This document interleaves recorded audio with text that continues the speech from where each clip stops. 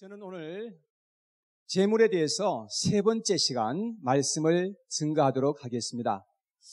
사실 오늘 이 말씀은 지난 두 번에 걸쳐서 드렸던 그 말씀과 연결되어 있는 말씀이기 때문에 지난주에나 그 지난주에 참석하지 않으셨던 분들은 자칫 오해의 소지가 있는 말씀이기도 합니다.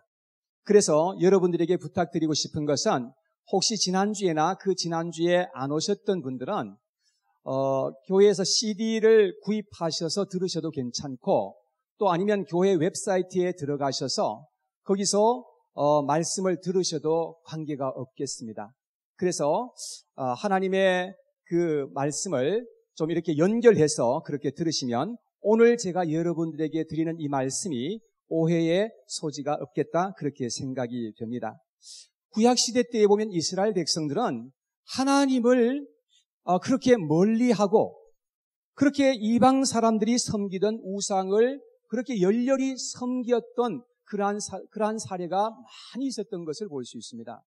왜 하나님께서 그렇게 놀라운 일을 행하셨던 그 하나님이 계신데 왜 그들은 이방 나라의 그 신들을 그렇게 섬겼을까? 그래서 이방 나라의 그 우상들을 섬김으로 말미암아서 이스라엘 백성들은 그야말로 수치를 크게 당하고 패망하게 되는 그러한 일들이 성경에 많이 기록되어 있다는 사실을 우리는 발견하게 됩니다.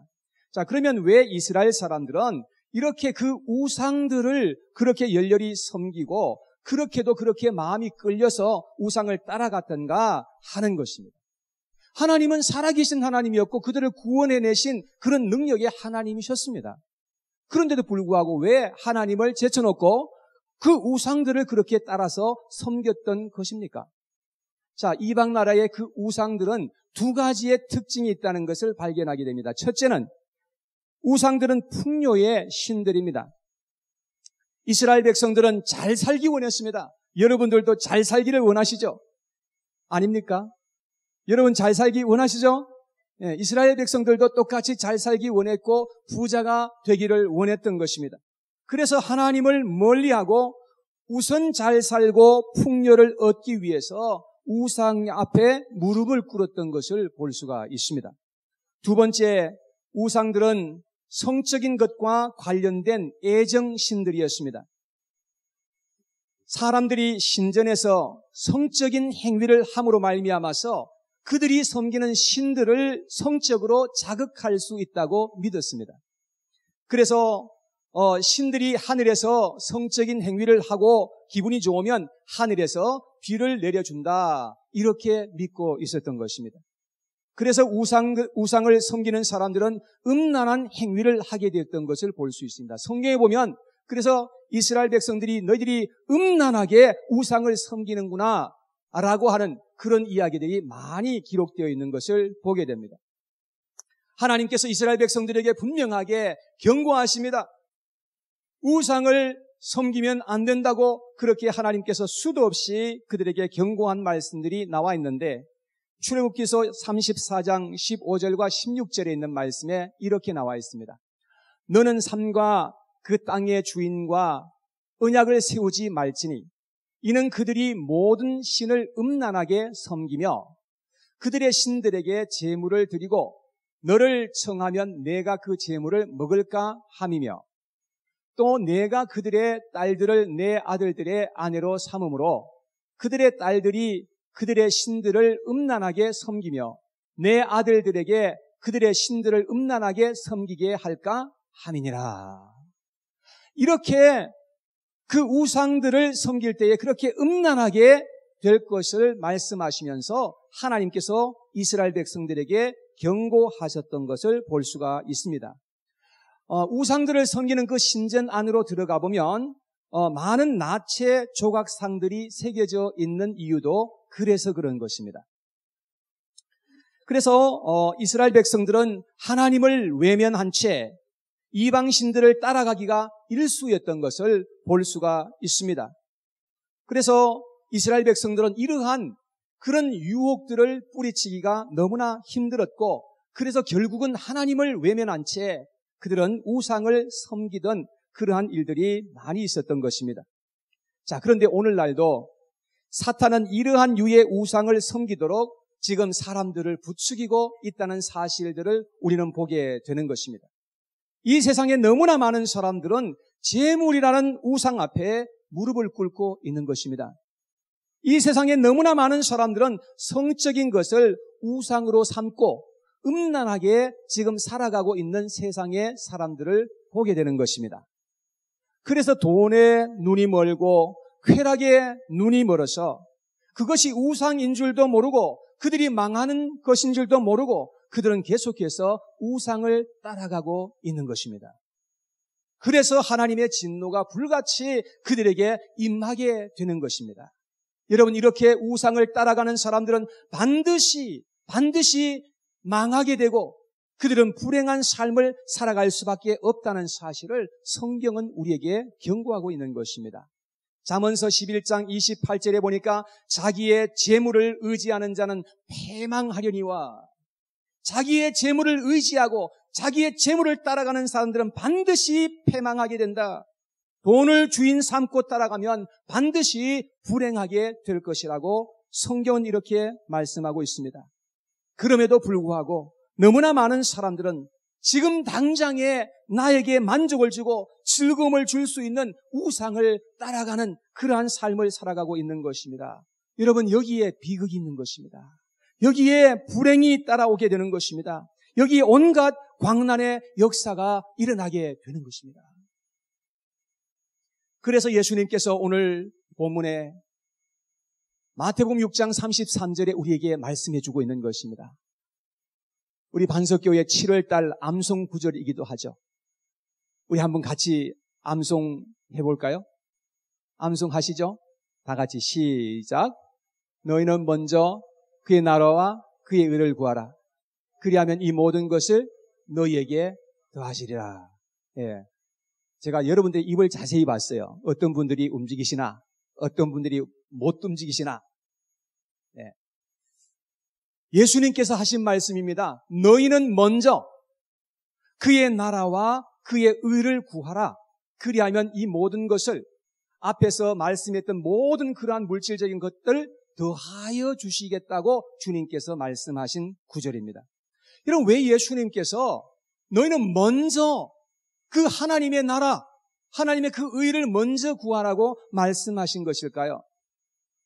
우선 좋다고 재물을 따라가고 세상 것으로 우상을 삼고 살아가게 될 때에 얼마나 그 마지막이 비참하게 될 것을 예수님은 너무나 잘 알기 때문에 그런 것이죠.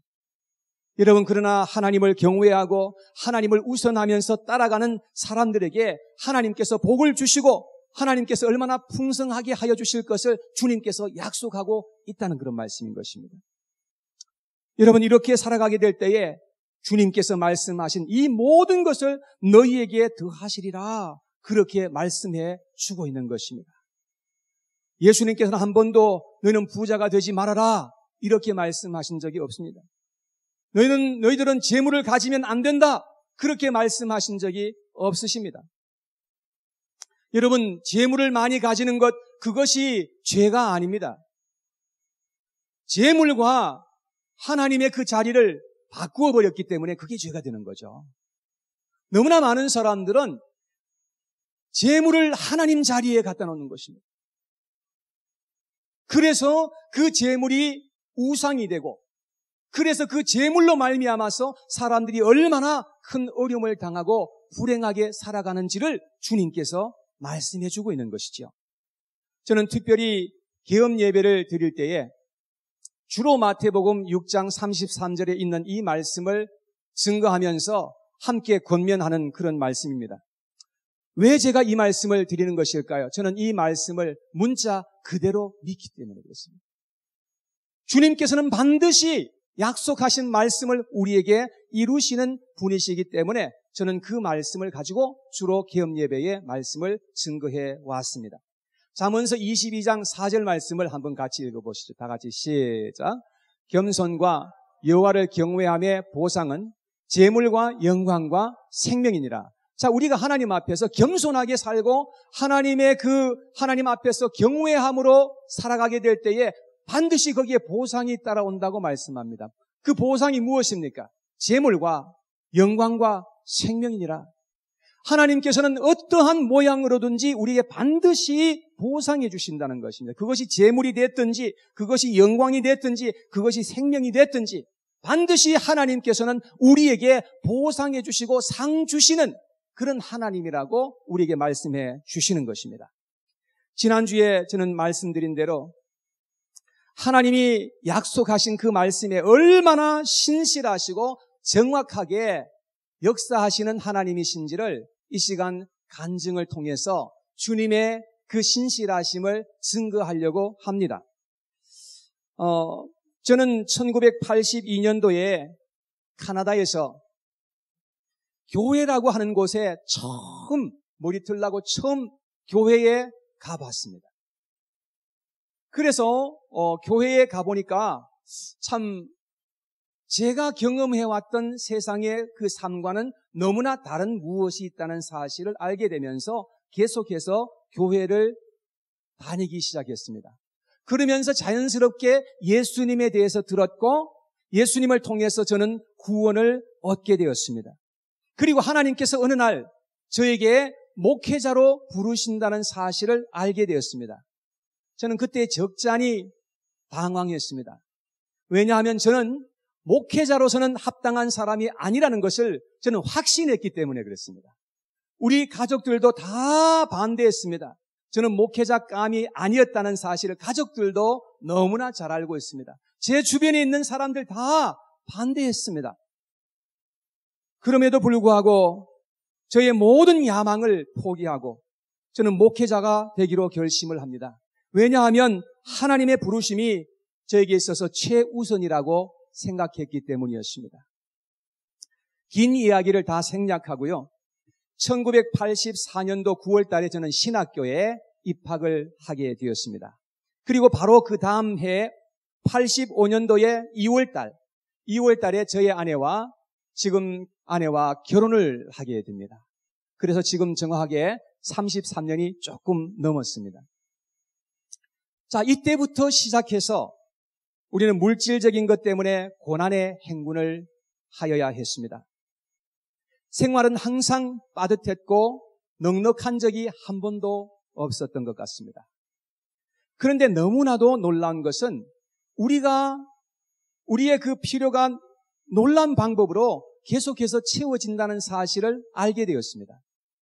하나님께서 희한한 그런 방법으로 계속해서 우리의 필요를 채워가시더라고요. 너무나 신기했습니다. 그러는 중에 여러 번 생활의 위기가 있기도 했지만 한 번도 저희들은 10의 1조를 빼먹지 않았습니다. 왜냐하면 그것은 절대적으로 하나님의 것이라고 여겼기 때문에 그랬습니다. 심지어는 저희들의 생활에 마이너스가 되었을 때도 저희들은 10의 1조만은 타치하지 않았습니다. 때로는 10의 1조, 때로는 10의 2조, 또 그 이상으로 하나님 앞에 드리는 삶이 정말로 좋았습니다. 그러다가 1996년도에 저희들이 루이지애나 반석교회라고 하는 곳에 오게 되었습니다. 저희들이 반석교회에 온 것도 참으로 신기했습니다. 저는 아무도 이 루이지애나에 아는 사람이 한 사람도 없었습니다. 실제로 지도에 루이지애나가 어디에 붙어 있는지도 잘 몰랐었습니다. 근데 하나님의 놀라운 방법으로 저희들을 이 루이지애나 반석교회로 오게 하셨던 것을 저희들은 그렇게 알고 있습니다. 그러나 저희들이 이 반석교회에 오고 난 후에도 재정적인 고난은 계속되었습니다. 교회에서 생활비를 받아가지고 아이들 셋을 키우면서 11조 드리고 때마다 감사 헌금 드리고 선교 헌금 드리고 구역 헌금 드리고 이 교회 성전 건물을 우리가 지을 때 성전 건축 헌금 드리고 그러면서 저희들에게 나머지를 가지고 생활을 해야 했는데 너무나 힘든 생활이었습니다. 어떤 때는 물건을 사려고 쇼핑을 가면 때로는 12번도 들었다가 놨다가 하기를 반복했습니다. 물건을 어떤 때는 들고 사가지고 이제 오다가 또 생각이 바뀌어서 다시금 갖다 놓기도 한 적도 여러 번 있었습니다. 한 번은 어금니 두 개가 이 필링을 한 것이 있었는데 그것이 그냥 떨어져 나갔습니다. 그래서 이제 치과를 가야 되는데 너무나 이 생활의 압박이 심하다 보니까 치과에 갈 엄두를 못 냈습니다. 그래서 불편한 대로 그냥 그대로 쓰고 있는데 계속해서 시간이 가면서 이가 망가지는 것을 알게 되었습니다. 그런 후에 3년 정도 지나서 치과에 갔더니 이 이를 뽑아야 된다고, 너무 늦었다고 그런 얘기를 했을 때에 참 마음에 속이 상했습니다. 왜냐하면 돈은 돈대로 없어지고 이는 이대로 망가졌기 때문이었습니다. 그런데 저를 가장 힘들게 했던 것은 무엇보다도 저희 아내가 이 재정적인 압박 때문에 너무나 스트레스를 받고 힘들어하는 모습을 볼 때였습니다. 저는 남편으로서 너무나 면목이 없을 때가 한두 번이 아니었습니다. 어떤 때는 회의가 들면서 내가 계속해서 이렇게 힘들게 살아야 하나라는 그런 회의적인 생각이 들 때도 여러 번 있었습니다. 그런데도 불구하고 교회에서는 우리의 형편을 이해하거나 고려해 주는 것 같지 않았습니다. 재직회를 하면서 목회자의 생활비를 올리지 않으려고 반대하는 말을 들을 때는 제가 목회자인 것이 정말로 서글퍼질 때도 있었습니다. 제가 오늘 별의별 얘기를 다 하네요, 그죠? 그러다가 어느 날 드디어 제가 하나님 앞에 폭발하고 말았습니다. 지금으로부터 약 한 10년 전쯤으로 생각이 됩니다. 루이지애나에서 목회하는 목회자 2명과 제가 셋이서 함께 앉아서 교제를 하다가 교회에서 받는 생활비에 대해서 이야기가 우연하게 나오게 되었습니다. 그래서 한 사람씩 돌아가면서 조목조목 따져봤습니다. 생활비를 얼마를 받는지, 베네핏이 무엇인지 다 계산을 해보게 되었습니다. 그런데 거기에서 이 3명 중에서 제가 생활비를 가장 적게 받는다는 사실을 그때 알게 되었습니다. 문제는 뭐냐면 두 교회 다 저희 교회의 반 사이즈였습니다.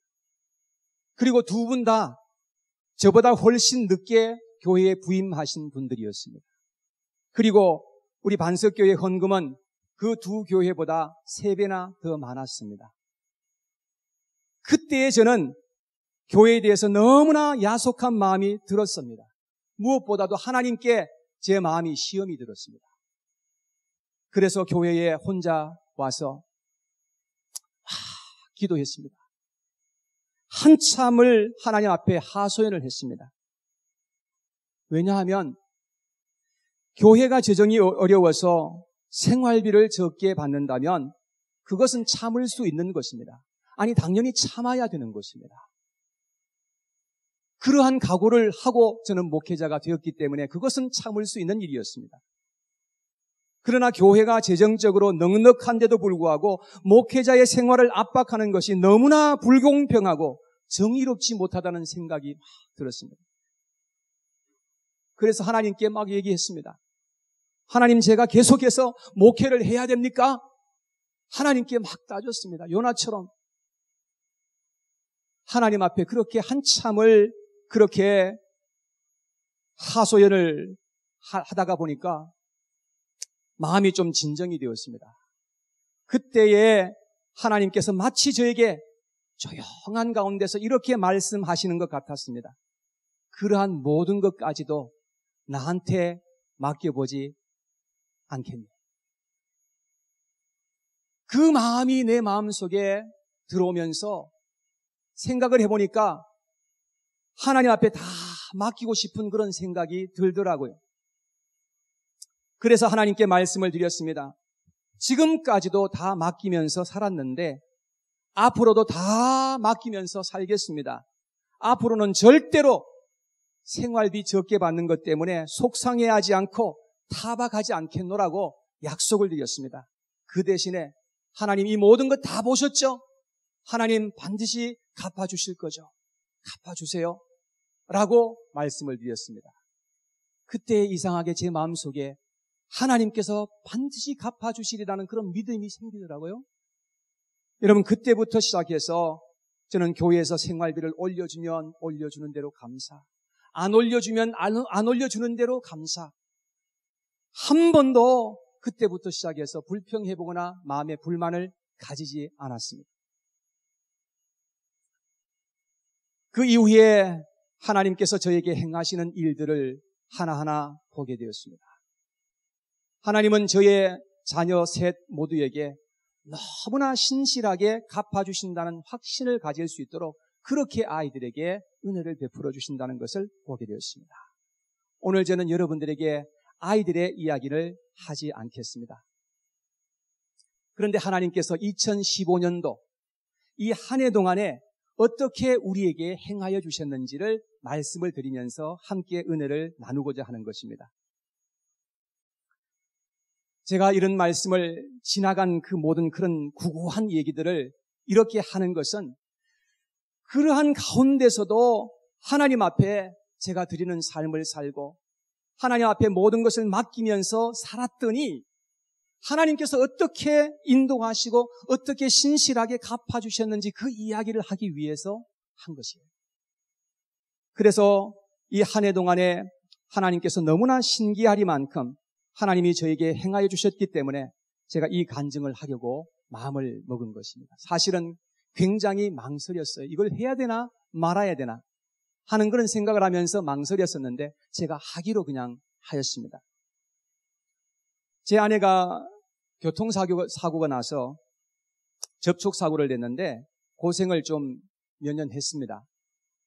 하루는 인슈런스 회사에서 해결을 보자고 전화가 왔습니다. 가서 저희들이 사인을 합니다. 사인을 하니까 돈을 주는데 그 돈으로 10의 1조 하나님께 드리고 감사헌금 떼어서 하나님께 드리고 그 당시에 우리가 여기에 사택이 아니라 우리 이쪽 집에 살고 있을 때인데 그때 남아있던 그 집 몰개지를 갚으니까 딱 떨어지더라고요. 저는 그때 집 몰개지를 다 갚고 2월 달에 그걸 다 갚았는데 너무나 정말 날아갈 듯이 기분이 좋더라고요. 어깨가 그렇게 가벼운지 그때 제가 알았어요. 너무너무 기분이 좋았어요. 그런 후에 몇 달이 지났는데 제 아내의 고모님이 시애틀에서 사셨는데 돌아가셨다고 연락이 왔습니다. 그래서 저희 아내와 함께 시애틀에 장례식을 치르기 위해서 올라갔었습니다. 우리 아내의 고모님은 처녀 때에 미국으로 건너왔는데 1950년대에 홀몸으로 혼자서 그렇게 미국에 건너와서 사시면서 가족들에게도 아무에게도 연락하지 않고 혼자 그냥 사셨어요. 한 50년 동안을 홀로 그렇게 살아가시다가 최근에 몇 년 전부터 자기의 가족을 찾기 위해서 연락을 하던 중에 저희 아내와 연결이 된 거예요. 저는 그분을 살아생전에 딱 한 번 봤습니다. 이분이 돌아가시기 전에 자기의 가지고 있던 모든 것을 가족들에게 유산을 남겼는데 꽤 많은 유산이 있었음에도 불구하고 13명의 가족들에게 유산을 남겼습니다. 거기에는 저의 아내 이름 이재선도 들어가 있었고 저의 이름 이용구도 들어가 있더라고요. 고모님은 결혼을 하지 않으셨기 때문에 자녀들이 하나도 없습니다. 그래서 그 가지고 있던 그 모든 것을 고스란히 가족들에게 그렇게 유산을 넘겨주셨습니다.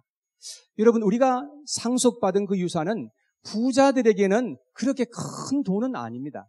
그러나 너무나 쫓기면서 살던 우리들에게는 너무나 엄청나게 큰 돈이었습니다.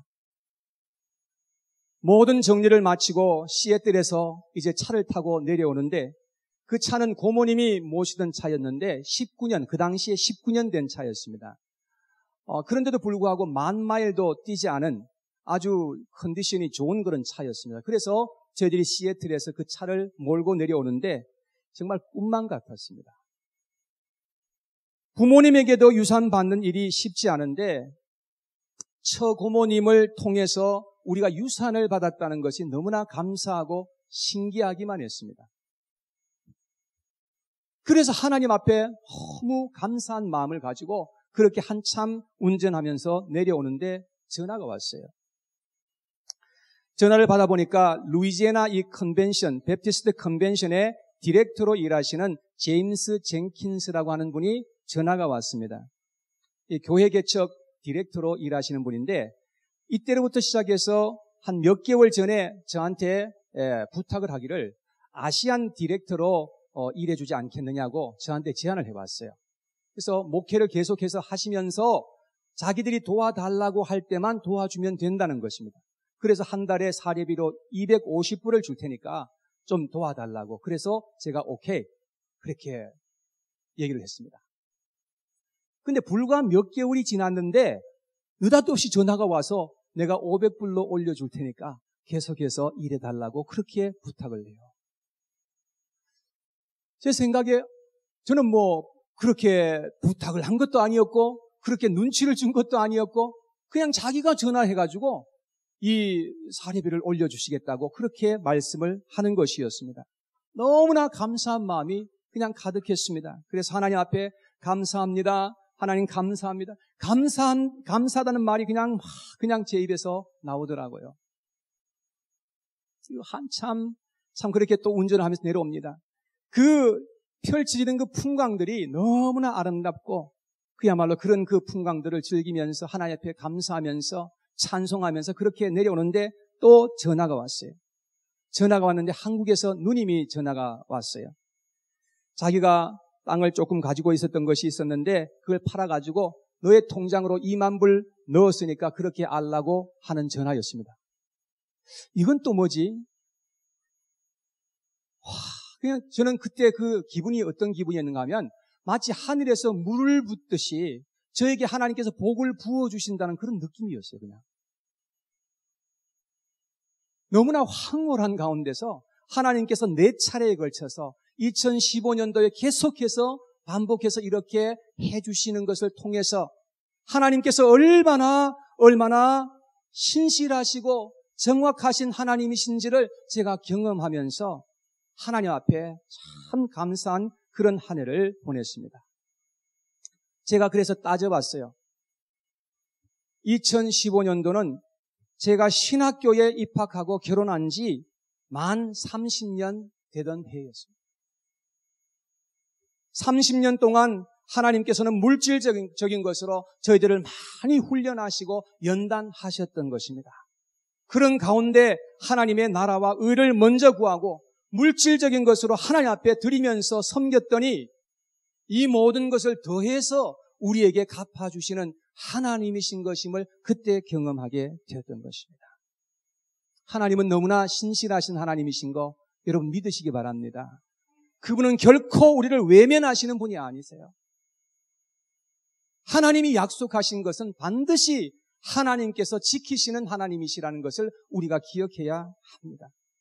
잠언서 3장 9절 말씀을 보시면 한번 앞에 보고 같이 읽어봐요. 시작. 내 재물과 내 소산물의 처음 익은 열매로 여호와를 공경하라. 자, 여기에 내 재물과 내 소산물의 처음 익은 열매, 우리의 재물과 처음 익은 열매, 이것은 무엇입니까? 이것은 가장 나에게 있어서 소중한 것입니다. 가장 합당한 것이고 가장 최선의 것을 의미하는 것입니다. 하나님은 거지가 아니세요. 하나님은 동양받으시는 그런 하나님이 아니세요. 우리에게 있어서 가장 좋은 것, 가장 최고의 것을 하나님께서는 받으시기에 너무나 합당하신 분이세요.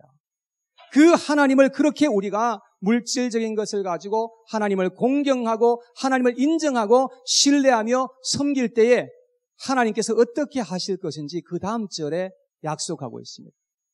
3장 10절에 다 같이 시작. 그리하면 내 창고가 가득히 차고 내 포도즙 틀에서 새 포도즙이 넘치리라. 여러분, 하나님께서 우리에게 말씀하십니다. 내 창고가 가득히 찰 것이다. 그런데 오늘 예수님께서 우리에게 주신 마태복음 6장에서도 예수님께서는 너희가 보화를 하늘에 쌓으라고 말씀하십니다. 우리가 이 땅에 살면서 이 땅의 것을 가지고 우리는 영원한 하나님의 나라에 보화를 쌓을 수 있다고 말씀하십니다. 그리고 이 땅에 사는 동안에도 하나님께서는 결코 우리를 외면하시지 않고 좋은 것으로 풍성한 것으로 우리에게 더해 주시겠다고 약속하신 것을 볼 수가 있습니다. 신명기 28장 8절에 있는 말씀, 다 같이 시작. 여호와께서 명령하사 내 창고와 내 손으로 하는 모든 일에 복을 내리시고 내 하나님 여호와께서 너에게 주시는 땅에서 내게 복을 주실 것이라. 하나님께서는 우리의 창고에 복을 주시겠다는 것입니다. 내 손으로 하는 모든 일에 하나님께서 복을 주시겠다는 것입니다. 우리의 이 땅에 하나님께서 복을 내리시겠다고 말씀하십니다. 여러분, 우리 하나님은 상 주시는 하나님이신 것을 믿어야 한다는 거예요. 하나님은 그저 우리가 헛수고하는 그런 사람으로 하나님께서 그렇게 우리를 대우하시기를 원치 않으십니다. 하나님은 우리가 행한 모든 것을 나는 잊어버렸을지라도 하나님은 잊지 않고 결코 잊지 않고 우리의 모든 그 형편과 처지를 따라서 하나님께서 약속하신 것으로 풍성하게 갚아주시는 그런 하나님이신 것, 여러분 꼭 믿으시기를 축원합니다. 우리가 그렇게 하나님 앞에 살아가게 될 때에, 그럴 때 우리 하나님께서는 참 놀라운 방법으로 역사해 주시고, 우리는 무엇보다도 하나님께서 주신 그 재물들을 바로 잘 관리하고 복되게 사용해야 될 필요가 있다는 것입니다. 나의 방법으로 부자가 되려고 하지 마십시오. 그리고 너무 빨리 부자가 되려고 하지 마십시오. 나의 방법이 아닌 하나님의 방법으로 우리는 부자가 되어야 되는 것입니다. 그것이 바로 멋진 부자인 것입니다. 절대로 물질을 주인 삼고 따라가지도 마시고, 절대로 물질을 하나님보다도 앞세우지도 마십시오. 오직 하나님의 나라와 그의 의를 먼저 구하시기 바랍니다. 언제나 우리가 아무리 힘들고 어려울 때일지라도, 그럴 때일지라도 항상 하나님을 먼저 생각하시고 먼저 하나님을 우선하면서 살아가게 될 때에 하나님께서 그리하면 이 모든 것을 너희에게 더하시리라고 약속해 주신 것을 우리는 볼 수 있습니다. 하나님의 이 놀라운 약속과 축복을 누리면서 우리가 이 세상에 살아가고, 그리고 우리가 이 세상을 떠날 때에 우리가 천국 가면 영원하게 우리에게 영광을 주실 하나님의 상급이 거기에 또 남아있는 것입니다. 여러분, 이렇게 사는 것이 우리가 바로 사는 것이고 하나님 앞에 믿음으로 사는 삶인 것입니다. 사랑하는 여러분, 이러한 은혜가 저와 여러분 모두에게 있게 되기를 간절히 축원합니다. 축원합니다.